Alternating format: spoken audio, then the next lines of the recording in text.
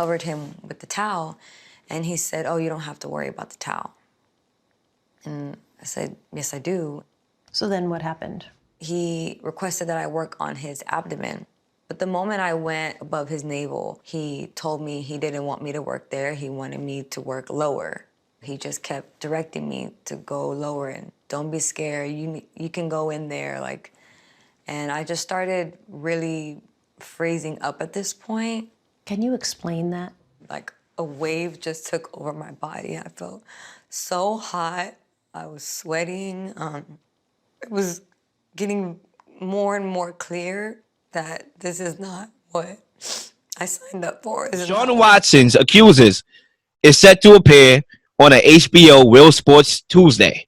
Okay, do you think that this interview that will be airing today will impact Deshaun Watson's suspension?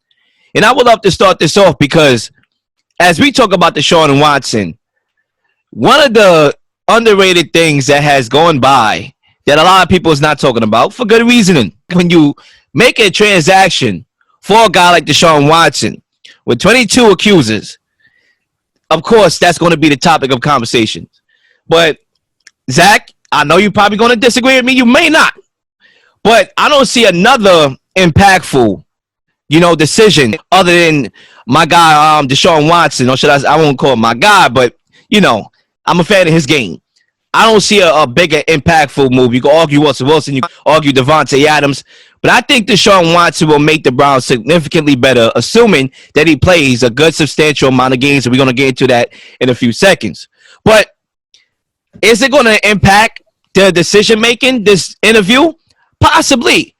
The reason why I say so is because when you look at the Ray Rice situation, initially, Roger Goodell suspended him for 2 games.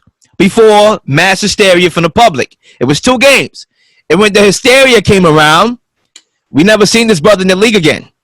So there's a potential. I don't really have no means of watching it. I don't really care to watch it. But if I see some snippets that I may find interesting, I might look at it. But I do think that it could have an impact on Deshaun Watson. But I will say this. A lot of people, including yourself, has brought up to me, how is Deshaun Watson going to fare in public perception? And I say to that, I don't really think it matters because he has the backings of his teammates. I mean, let's go to the dynamics here. The guy just literally brought the whole offense to the Bahamas, paid for the hotels, okay? Listen, that would win me over. Shoot, that would win me over. It won the team over, it seemed like. And when you got guys like Jadeveon Clowney, who just re-signed with the team, who turned down, I believe, a 10-year offer, a $10 million offer, and a $15 million a year offer, a long-term offer, to take a pay cut to play with Deshaun Watson, by his own words, and the report said, then guys seem like they still want to play for Watson, and he still has the backings of his teammates. Listen, we look at a guy like Baker Mayfield, right?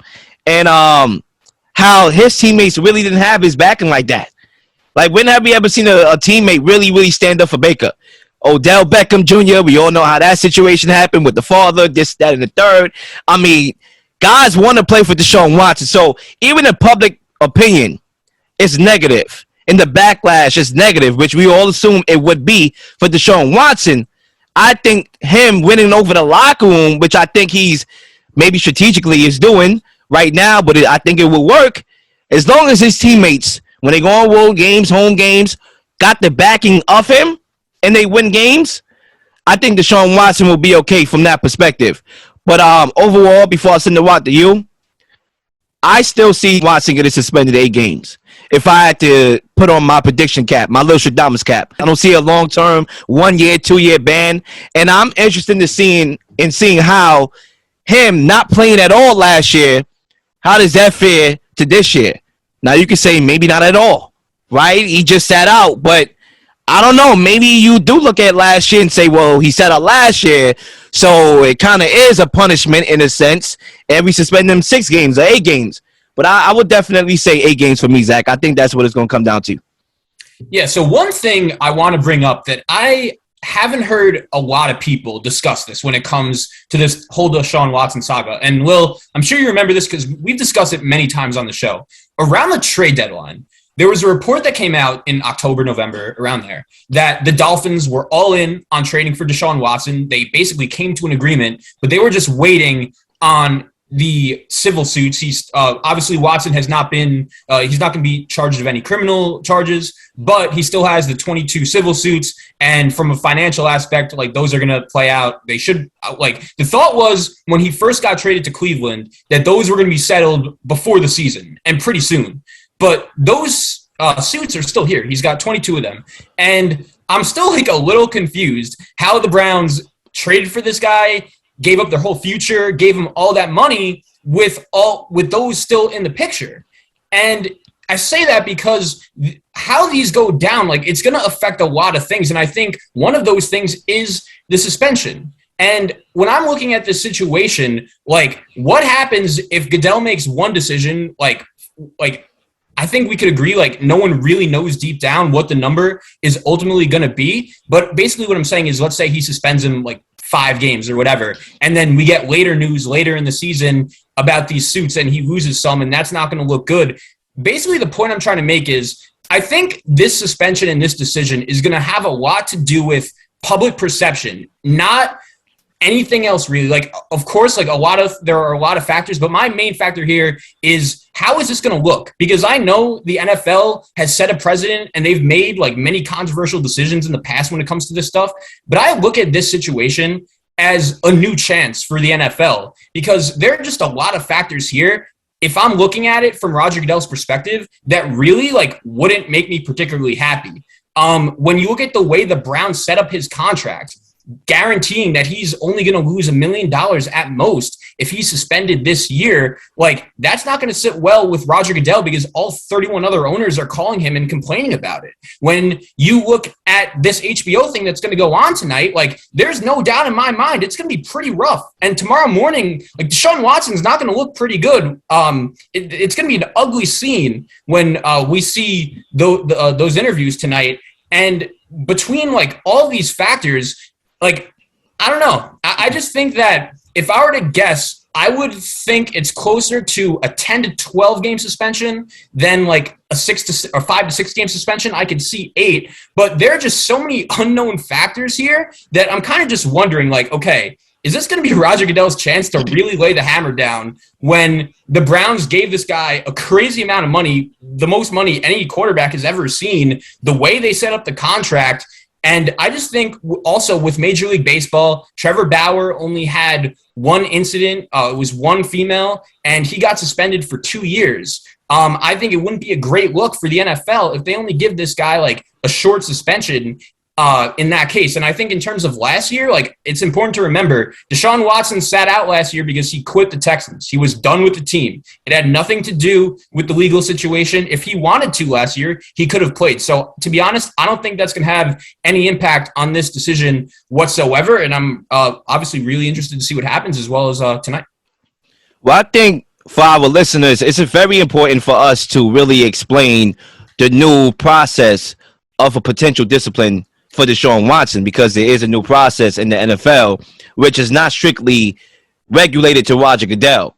It will be a committee officer, I believe, that will determine if a player is suspended and this, that, and the third. And then I guess the NFLPA will then decipher how many games, something to that effect. You could always look that up for anybody listening to the show. It's basically right, but the important Goodell is going to have the final say. It's almost like a recommendation. Okay, so basically like the president, kind of like you get the veto. I wonder how that process, how that will, pertain to this. I also am curious because they met twice, Deshaun Watson and the NFL. They met twice. So, Zach, I guess I'll throw this question to you before I actually respond to everything that you said. Do you think that meeting twice, is that a bad thing in Deshaun Watson's case, or more of a good thing, that the fact that they met twice? Or is it, we don't need to read into that? Yeah, I think it's definitely important. And like, to be honest, I don't think it's a coincidence that like these meetings are going on when this thing is set to air tonight. Like, it's going to be really interesting to see, because I feel like it's one thing when you read and hear about this whole story, but when you get those girls on camera and they're explaining their perspective of what happened, that could change a lot of people's opinions. And I think it's important to remember also, like, a lot of people are going to compare this to Ray Rice and Greg Hardy, some of the Ezekiel Elliott, some of the other punishments of the past.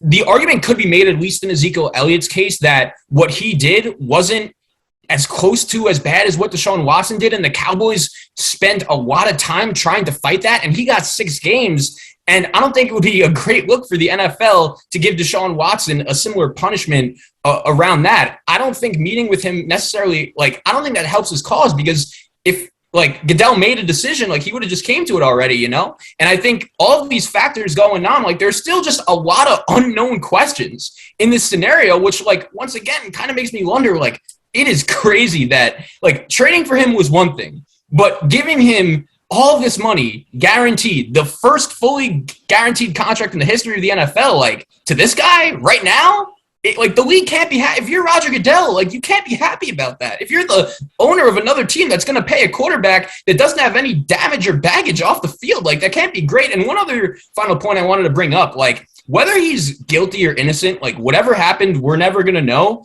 But isn't it a little weird that this guy had a girlfriend during the stretch? Like, I think it's fair to wonder, like, is this guy a good dude? And I know, like, it's easy to say that after he's bringing his teammates to the Bahamas, but, like, I don't know if I could trust this guy making proper decisions off the field when you're giving him that much money, which is important. I mean, there's a couple things I want to say. Number one, let's start off with the obvious, and then we'll get to the next thing that, you know, maybe not so obvious. But number one, it shows that the Browns were willing to make this move. As we talked about this move a couple times when it first happened, they basically knew that they didn't believe in Baker Mayfield. I don't really think they did believe in him, because you would not make a move and take on this risk if you believed in Baker Mayfield. I think it's more so that they don't believe in Baker Mayfield. He's not the guy, and they're willing to upgrade at the quarterback spot, strictly looking at football.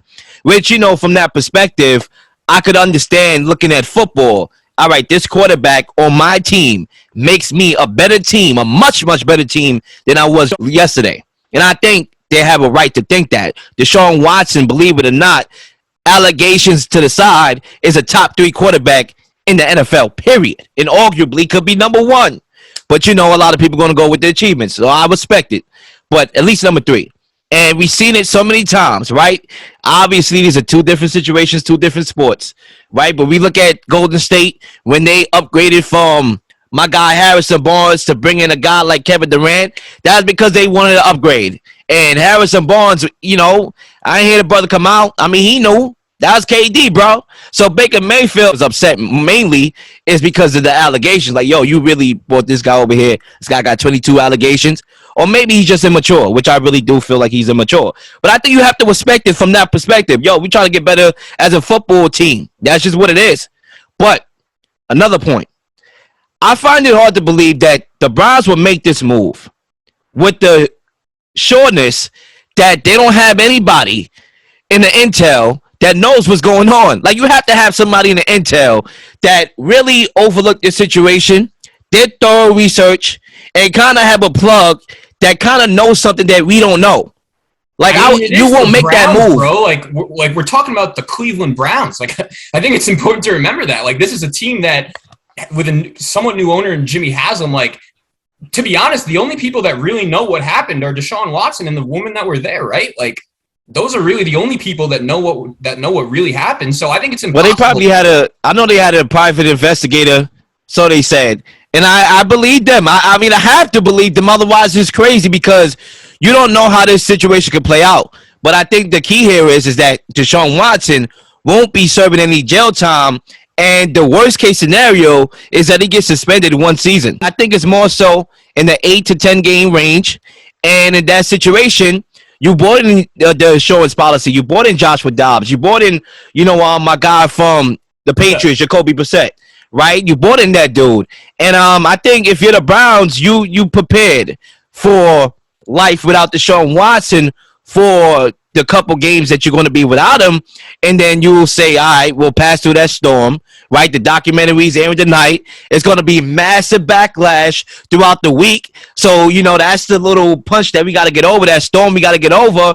But once Watson gets on a football field and show why he is a top-level quarterback, then things will start to die down. And that back end might result in an opportunity to compete for Lombardi. And that's why they made the move. Yeah. Let me ask you one other thing about Baker Mayfield. I know the last time we spoke about the subject, it was over text. So obviously this is the first time on the show we've been discussing it. But the last time we spoke, I believe you said something to the lines of, okay, if Watson gets suspended 8 to 10 games, whatever it is, like you could see Baker Mayfield playing quarterback for the Browns. And I'm curious if you feel that way still, because it seems to me you kind of changed your mind. But I'm curious, like, do you think Baker Mayfield, if Watson suspended as long, could end up being the answer, at least to start for Cleveland? And I'll start off by saying this, like, I don't. Everything Baker Mayfield's actions have shown us throughout his career and would say, like, he's not going to take this news well. The only 2 times we've seen or heard from this guy this offseason was right after the trade was made and right before it, when he wrote that whole paragraph saying goodbye to Cleveland, and when he went on that podcast saying how he felt replaced. And honestly, like, if I'm Baker Mayfield, like, the Browns gave Deshaun Watson my spot and the money that I wanted, and like, I understand why he's a little upset, and he would say, okay, I'm never playing for this franchise again. But then the Browns, like, Ian Rappaport said he could see a scenario possibly, like, it wouldn't shock him that Baker Mayfield would be the Browns think Baker Mayfield could be an option under center week 1. Like, when you trade for Deshaun Watson, as controversial of a move as it is, like, that signaled to me, as you said it earlier, they're done with Baker Mayfield. They don't believe him.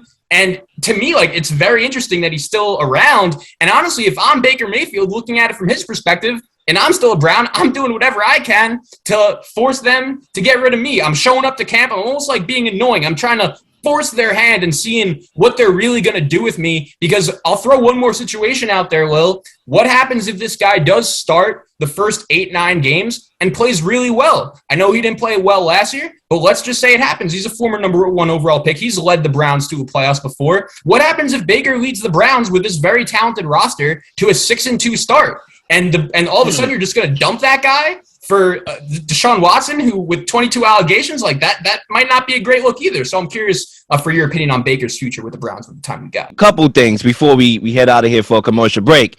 I will say this. I will try to get Baker to be on the center week 1. It works out for both sides because, number one, you are missing Deshaun Watson. You have a guy that played for your team the last couple seasons. He knows the system. He knows the offense. He got the team to the playoffs before. Even though I say it's more so the team got him to the playoffs. But that's another topic for another day. You know it. It is what it is. I think it works out for both. Because right now, Baker Mayfield don't got no trade value. Now, I know you came up with the code and how the Browns broke the code. I think if Baker Mayfield was a legit quarterback that can play, and that was apparent, there would be no such thing as a code. Just like how it was no code when the Browns made a move for Deshaun Watson. I just want to win games. That's what it comes down to. I think Jimmy Garoppolo, teams want to figure out what's going on with that shoulder surgery. Is it good? Is it healing? Is it not? Because I'd rather have you in my locker room other than Baker Mayfield. So I think what it comes down to is Baker Mayfield has no trade value whatsoever. And I think if you're the Browns and Baker, y'all could benefit from trying to partner one last time for a small amount of, games. That's it. Sometimes you may not like somebody, right? If you're in a room with somebody and you don't like the person, right? And y'all in an escape room. Well, guess what? You better figure out how to survive this escape room because y'all both not going to be able to escape the room. It works out better for both sides. And I don't think Baker Mayfield is humbled and mature enough to realize that. And if you're the Browns, no fuss. Trade him. If you can get anything for Baker Mayfield, trade him. Let him go and get the assets that you could get for Baker Mayfield and roll out with your backup quarterback for the couple games, because we all know I'll be shocked that Deshaun Watson is not suspended, and there you go with Deshaun Watson. Can You Dig It Sports Radio Network is here. Revolutionize the game of media. You dig?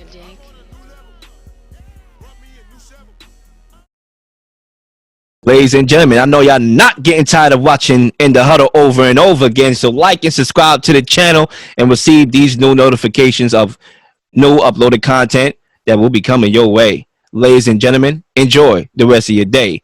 I'm out. Peace.